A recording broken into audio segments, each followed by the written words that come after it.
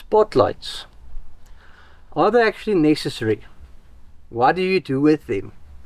That's a question I've had for a while.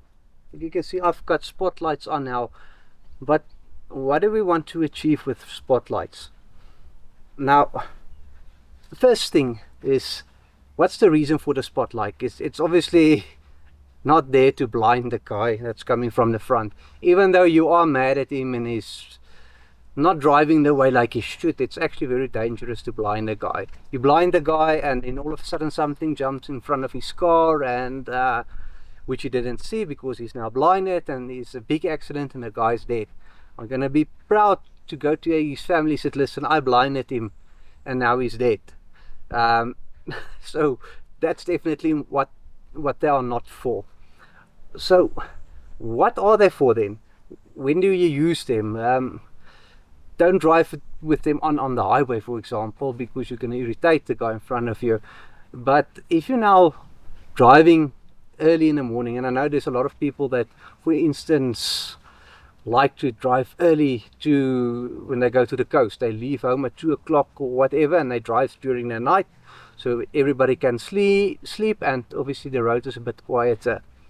Now your car obviously has got its standard lights, and then it's got its brights, and most cases it's fine. You can see a certain distance, but now remember, you driving in the night, you're maybe a bit tired, so your reaction time is now slower because you're tired. It's the same thing if you had if you would have a beer and now you suddenly need to react. Go have a look at the video, actually, by the way, that I made on advanced driving, and there you will hear something very interesting what Bernie said about what's the reaction time. I think it's like 1 or 2 seconds from when you saw something that you can press the brake, and then by that time, if you're traveling on 20, you've done a very long distance.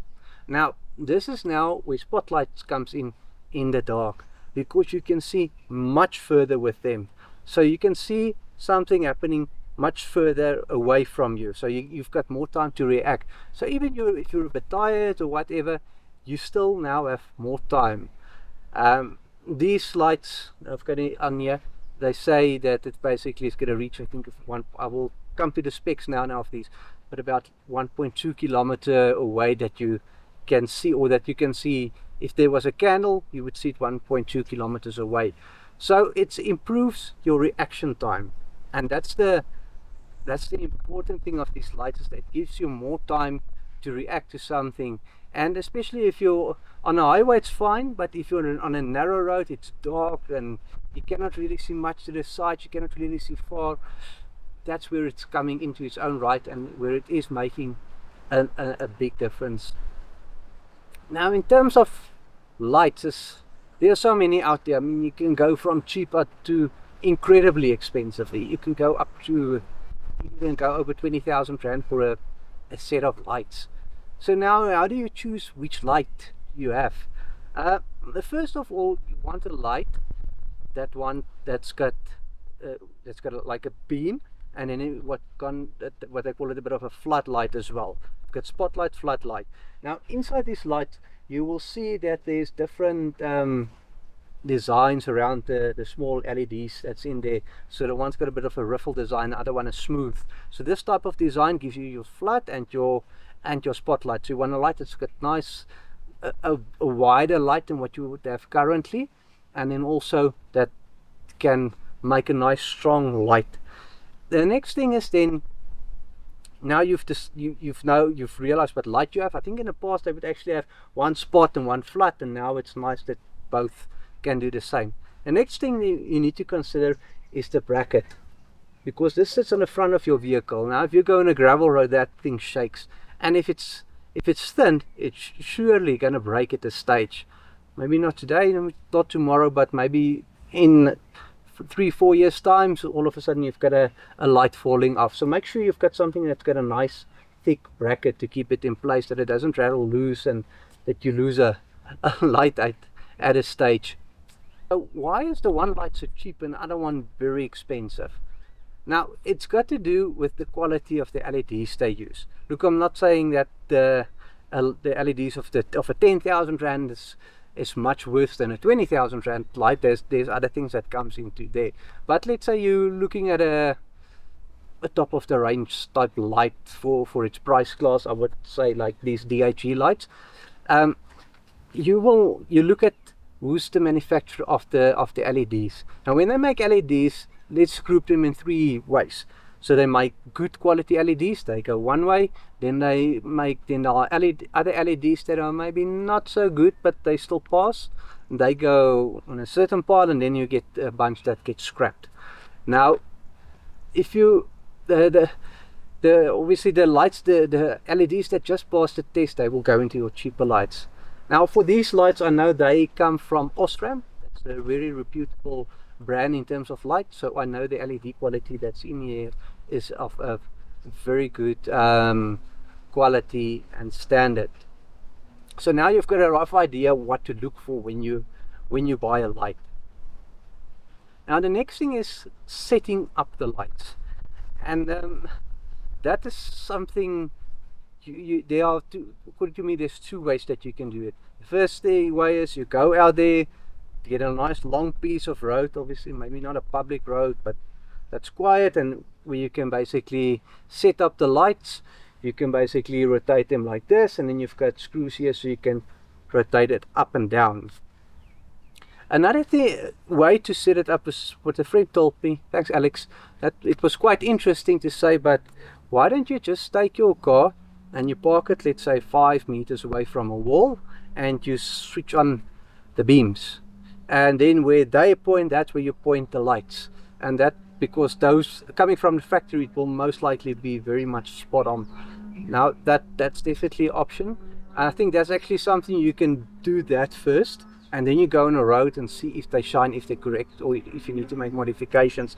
Because in my case, I've changed the suspensions, I've lifted the front of the vehicle, things like that. So maybe it's, if you do, it's a case where you can combine the 2.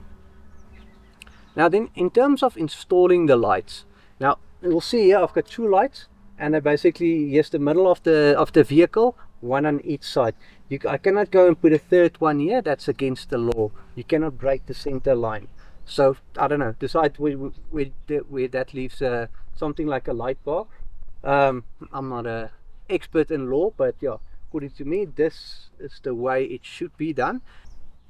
In terms of installing these lights, is you need to get them to time with your brights. So when you switch on your bright, you can switch on, they will switch on, and when you switch off the brights, they will switch off. It can't be done in such a way that they remain on when you switch off your brights, because you might forget it and you might blind somebody. Also, just get a reputable company to install the lights, and it's also nice just to be present when they install it, to know where everything is tied in. If they put a switch in, I mean, I've got a switch that I can switch this on and off, this orange part here. I must just remember to switch it off when I'm parking the vehicle. But yeah, it's quite nice to have a bit of a color that you can play with. And if you're with somebody that installs it for you, you know where every wire is, where there's something plugged in or plugged out. For example, they might forget to put back the flicker. Now you need to start finding fault, but you've not seen what they've done, you don't know where the plugs are or whatever. At least now, before you go and replace a bulb, you can go have a check. Yeah, you can see it's not plugged in, so just plug it back. Now if you come to this light from D.A.G, so these lights from D.A.G, that's a 7-inch driving light, and I'm just going to read the specification for you. The tested lumens per pair is 14,000. The chips it's Osram. It's 120 watt light. It's a combo, and that means it's a flood and a spotlight at the same time. And the color temperature is 6,500. It's more or less white. You play with color temperatures in the videos as well. If I make it warmer or colder, you talk in terms of the Kelvin. It's a IP68, IP69. That basically means they can go underwater ideally don't want to be this deep in water. So but I think if you drive through water and there's a bow wave and it splashes up here, you're not going to have any problems with your lights. Just need to make sure that wherever that the wiring, put some nice tape around it to ensure that you don't have any water coming in there. And in terms of weight, it's 3 kgs each, so that means you've added now another 6 kilogram to the front of your vehicle. So I'm not on 45 anymore with them, but I'm now on 51. Now if you add something else to it, you put in a winch or whatever, it's weight that keeps on adding up. These lights, they also come with some covers. They call them the Midnight lights from D.A.G, so it's got a nice cover on there. Personally, I will use the covers. I know there's a lot of guys driving without the covers on there. The thing is, then, just for me, and even just the short distance to the vault, it was full of bugs. So obviously, the more, if you drive through a lot of bugs and now you want to use your lights, it's not going to be a train smash, but it will take away some of the brightness. And yeah, you just you need to clean it. And so for me, I'll rather put the cover up, and if there's a rock or whatever that hits it, the cover will break and not the light. It's much easier to replace a cover than a light. I've not really heard of somebody that had some breakage here, but better be safe than sorry. Now, just to show you what the difference is between the lights, between your headlights and then your brights, I went out there and this is what it looks like. Okay, so this is just to give you an idea. The only lights that are on is my driving light, no spotlights. So if I just turn on the front spotlight that's in the bumper of the Fortuner, you can see that's the difference it makes. And now if I switch on the spotlight, this is what it looks like. It makes quite a big difference.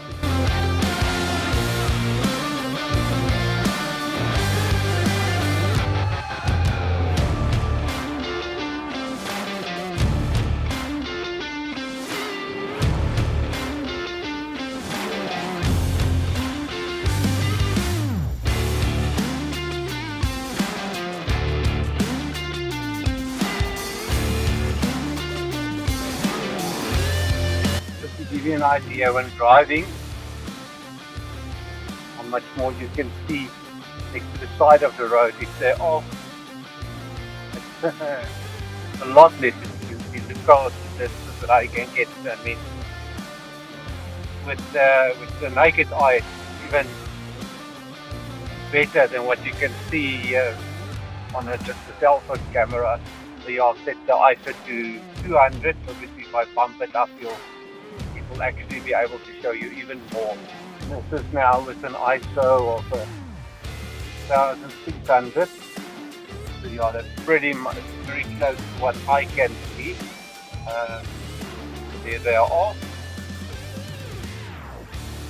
This is on with them. So yeah, I'm very happy with the end result with the visibility, what I can see. So yeah, actually looking forward to drive a bit more with them in the dark. So that's in a nutshell headlights or spotlights. I hope it was useful. If you have any questions, pop them below. I will leave a link to these lights so that you can check them out.